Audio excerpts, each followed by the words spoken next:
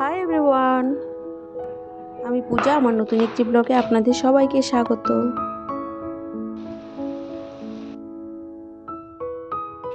বসো বেটু। আসলাম আজকে নতুন একটা ব্লগ।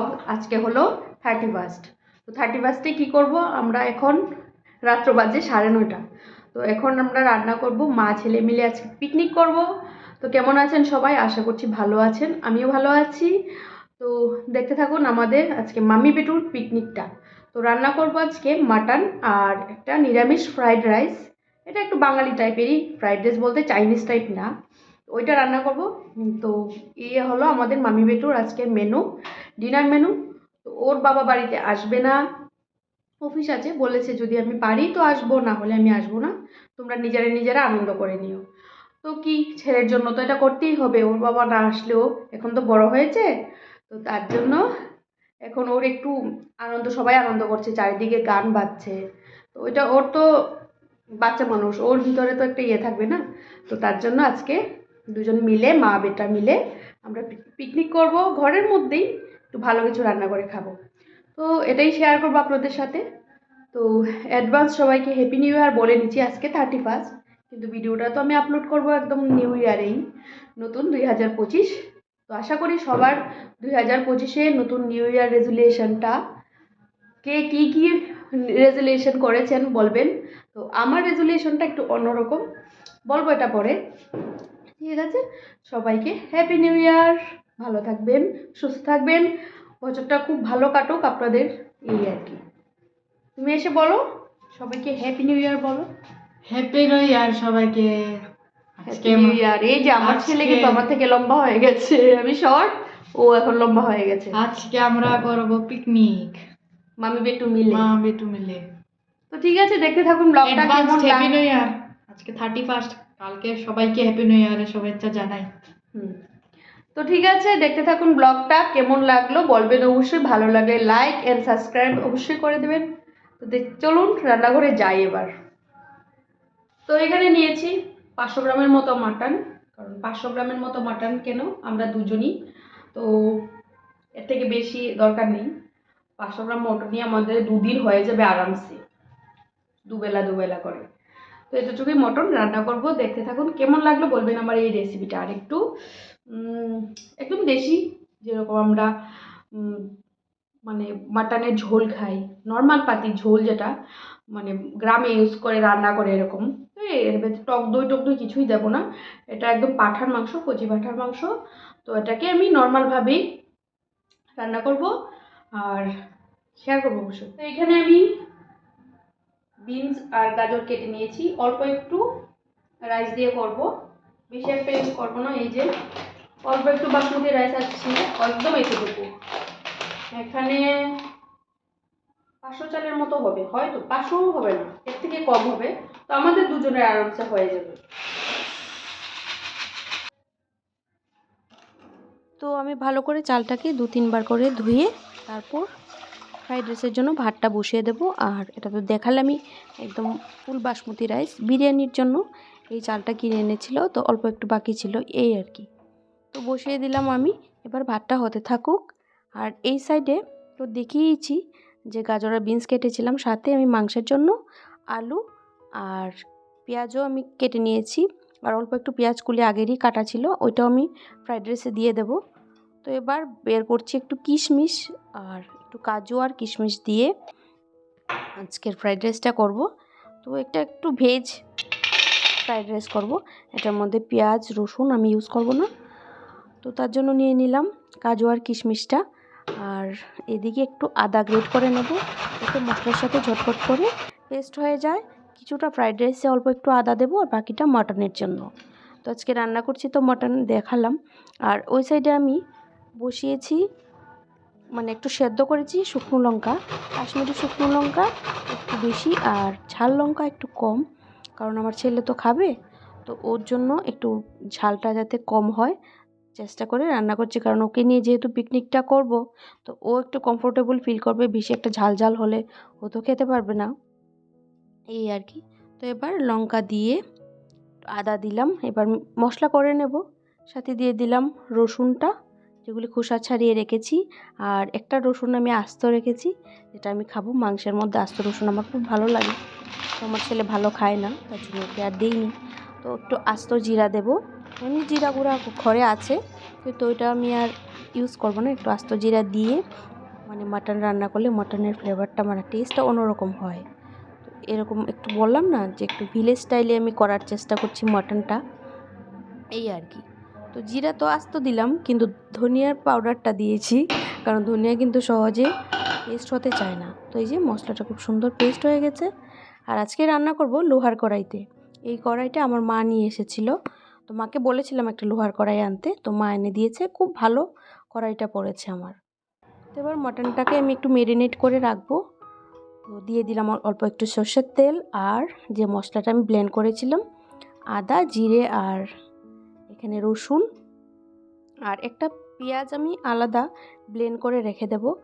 তো পেঁয়াজটা এখানে আমি দিইনি, শুধু আদা, রসুন আর লঙ্কা, জিরা বাটা এগুলো দিয়ে এই মশলাটা মানে মাংসটা আমি মেরিনেট করে রাখছি। সাথে দিয়েছি তেজপাতা আর অল্প একটু স্বাদ মতো নুন আর হলুদ। বাস, এবার ঢেকে আমি রেখে দেবো। আর ভালো করে মাটনটাকে মাখতে হবে, যত ভালো মাখা হয় তত বেশি তরকারির টেস্ট হয়। তো কমপ্লিট মাখা, এবার সাইডে রেখে দিই। তো এদিকে আমার রাইসটাও হয়ে গেছে। এবার রাইসটাকে আমি ভাতের ফ্যানগুলি ঝরিয়ে রেখে দেবো সাইডে। একটু ঠান্ডা হলে মানে একদম ফ্লাফি ফ্লাফি রাইসগুলি হবে, ঝরঝরে ভাত হবে। ফ্রাইড রাইসটাও তখন রান্না করতে খুব ভালো লাগে। তো এদিকে আমি মাংসের জন্য পেঁয়াজ কেটে নিলাম। অল্প একটু পেঁয়াজ পেস্ট করব। পেঁয়াজ বাটা মাংসতে কিন্তু মাংসর গ্রেভিটাকে একটু গাঢ় করে, বেশি একটা হালকা হালকা করব না আমি, মাংসটা একটু ভারী ভারী হবে, বেশি পাতলা ঝোল ওরকম করব না, ঝোলটা একটু গাঢ় হবে, তার জন্যই পেঁয়াজ বাটা দেওয়া। তো কড়াই বসিয়ে দিলাম, দিয়ে দিলাম সর্ষের তেল। এবার অল্প একটু পেঁয়াজ আমি ভেজে নিয়েছি, আর পেঁয়াজ বাটাটাও দিয়ে দিয়েছি। এবার পেঁয়াজ বাটাটা একটু ভাজা ভাজা হলে তারপর আমি মেরিনেট করে রাখা মাটনটা দিয়ে দেব। আর যত ভালো মাটন কষানো হয় তত বেশি টেস্ট হয়। তো এবার পালা হলো, মাটনটা দিয়ে দিলাম। এবার ভালো করে কষিয়ে কষিয়ে রান্না করে নেব। তো আপনাদের মধ্যে কে কে মাটন খেতে ভালোবাসেন, আর কে কে মাটন ভালোবাসেন না, চিকেন খেতে ভালো লাগে বলবেন। আজকাল তো পোলট্রি চিকেন, ব্রয়লার চিকেন এটা একদম খেতে ভালো লাগে না, ওষুধ দেওয়া থাকে। আর রান্না করলেও খেতে কীরকম জানি লাগে, আমার খুব একটা ভালো লাগে না। তো দেশি মুরগির মাংসটাই চেষ্টা করি রান্না করার, আর যদি পারি তো অল্প একটু মটন এনে রান্না করি। তো মাটনটা কিন্তু আমাদের খুব কম রান্না করা হয়, মাঝে মধ্যে অকেশনালি আমি রান্না করি। তো এই যে মাংসটা কষিয়ে নিয়েছি, এবার দিয়ে দিলাম ভেজে রাখা আলু। আলুটাকে আমি আলাদা ভেজে নিয়েছিলাম, ওইটা শেয়ার করিনি আপনাদের সাথে। তো এবার আলু দিয়েও একটু ঢেকে ঢেকে মশলাটা কষিয়ে নেব। আর ওইদিকে আমি ফ্রাইড রাইস করার জন্য গাজর আর বিনসটাকে একটু তেলের মধ্যে সাদা তেলে ভেজে নিচ্ছি। সাদা তেল বলতে রাইস ব্র্যান রয়েল, যেটা সাফুলার, ওইটা আর কি। তো একটু ভাজা ভাজা হয়ে গেল, এবার জিরে ফোড়ন দিলাম, দিয়ে দিলাম তেজপাতা, আর কাজু আর কিশমিশটাও একটু ভেজে নেব। এখন অবধি আমি ঘি ইউজ করিনি, খুব কম তেল আর ঘিতে আমি ফ্রাইড রাইসটা করার চেষ্টা করব। কারণ মাটনটা তো একটু রিচ, তো ফ্রাইড রাইসটাও যদি একটু বেশি তেল ঘি পড়ে যায় তো বেশি বেশি রিচ হয়ে যাবে। তো এবার একটু গ্রেট করা আদা দিয়ে দিলাম, দিয়ে ভালো করে ভেজে নিলাম। পেঁয়াজ কলি দিয়ে দিলাম। এবার অল্প একটু স্বাদ মতো নুন আর ঘি। তো এইটা কিন্তু আমার টিস্পুন থেকেও খুব ছোটো একটা চামচ, ওটা দিয়ে অল্প একটু ঘি দিয়েছি, খুব বেশি দিইনি। মানে যত একটু হেলদি ওয়েতে রান্না করা যায় এটাই চেষ্টা করছি আর কি। তো এবার রাইসটা দিয়ে দিলাম, আর খুব ঝরঝরে হয়েছে ভাতটা কিন্তু। তো এবার ভালো করে সবজিগুলির সাথে ভালো করে নাড়িয়ে চাড়িয়ে মিশিয়ে নেব।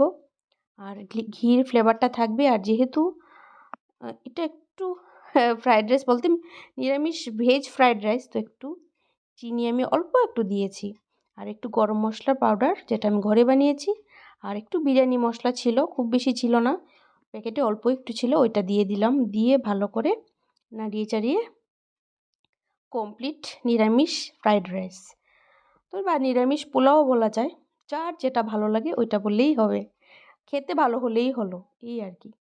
তো এই যে মাটনটা এদিকে কষানো কমপ্লিট।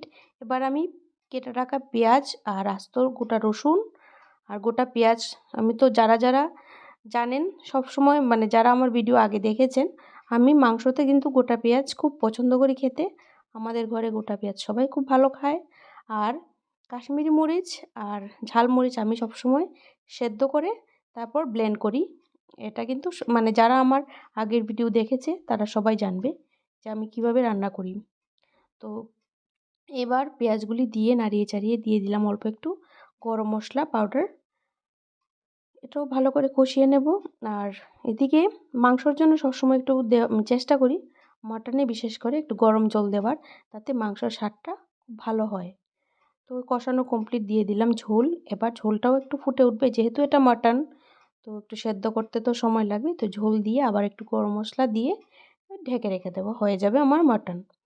তো মাটন যেহেতু ফ্রাইড রাইস সাথে একটু স্যালাড যদি না হয় তাহলে একটু আধুরাই থেকে যায়। তো এবার একটু স্যালাড কেটে নিচ্ছি। মা ছেলের পিকনিক বলে কথা, একটু স্পেশাল সুন্দর প্রেজেন্টেবল হতে হবে তো সব কিছু, এই আর কি।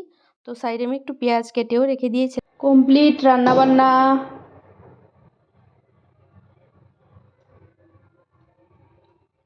মাটন রান্না কমপ্লিট, স্যালাড কাটা কমপ্লিট। এবার ডিনার করব। তো সাজিয়ে নিলাম ভাত, ফ্রাইড রাইস আর সাইডে স্যালাড আর মাংস। আর খুব ভালো লাগে। আর এটা একটু মিষ্টি মিষ্টি যেহেতু আমি 2টা কাঁচা লঙ্কাও দিয়েছিলাম, এটা আর আপনাদের দেখাইনি। তো এটা একটা শর্টসের জন্য আমি ভাতটা কীভাবে নিয়েছিলাম সাজিয়েছিলাম। এই হলো আমার বেটুর প্লেট। বসো বেটু।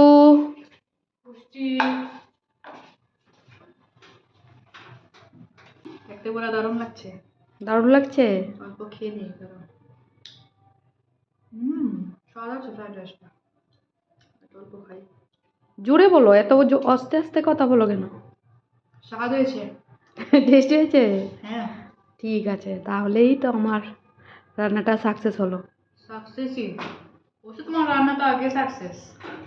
তো এবার আমি করে নেব ডিনার, ছেলেকে দিয়ে দিলাম। এবার আমার ডিনার করার পালা।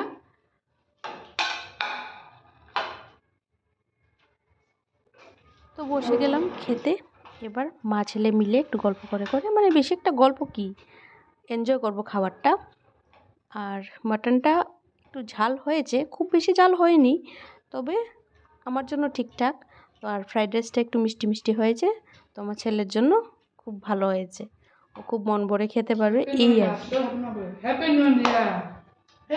আপনারাও ভালো লাগলে ট্রাই করতে পারেন আমার এই রেসিপিটা।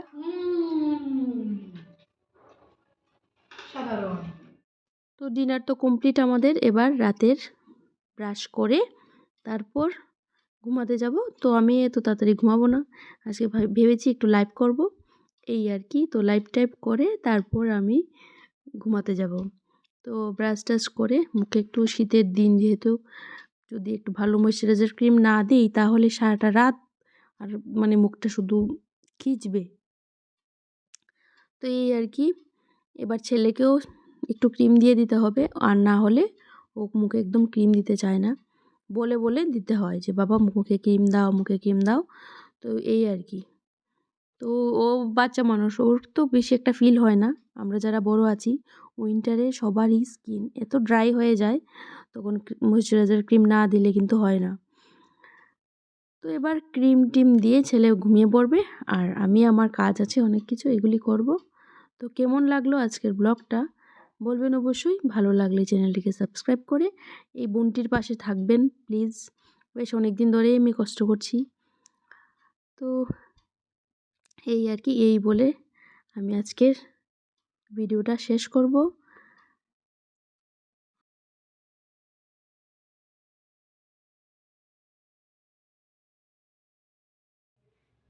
তো আমার স্কিন কেয়ার কমপ্লিট। এই যে শীতের সময় একটু যদি রাতে ভালো করে একটু ক্রিম না দেই তাহলে একদম এত পরিমাণ, আর আমার এমনি একটু ড্রাই স্কিন, তো এত মুখ টানে কি বলবো, যেমন কি ভিতর থেকে যে কি টানছে, এটা সবার সাথেই হয়, উইন্টারে তো মুখ টানবেই। তো তার জন্য এটা দিলাম।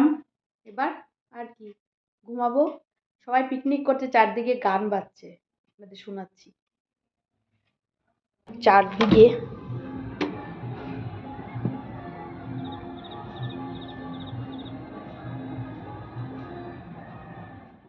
তো শুনতে পেলেন নিশ্চয়ই, চারদিকে যে গান বাজছে, সবাই পিকনিক করছে। তো আমরা ঘরে পিকনিক করলাম, আমরা তো আমাদের আর নিউ ইয়ার পার্টি নেই কোথাও যে যাবো আনন্দ করবো, আর এমনিতেও যাই না কোথাও, ভালো লাগে না, ঘরের মধ্যেই থাকি। আর ওর বাবার অফিস থাকায় কি আর করবো, অফিস যাদের মঙ্গলবার, যদি শনি রবিবার পড়তো তাহলে তো আরও বেশি মজা করতে পারতাম, কিছু করার নেই। তো আমরা মা ছেলে মিলেই আজকে দিনটা, এভাবেই আজকে রাতটা, সন্ধ্যাটা, নিউ ইয়ার মানে কি বলবো, 31st ইভিনিং এভাবেই কাটালাম।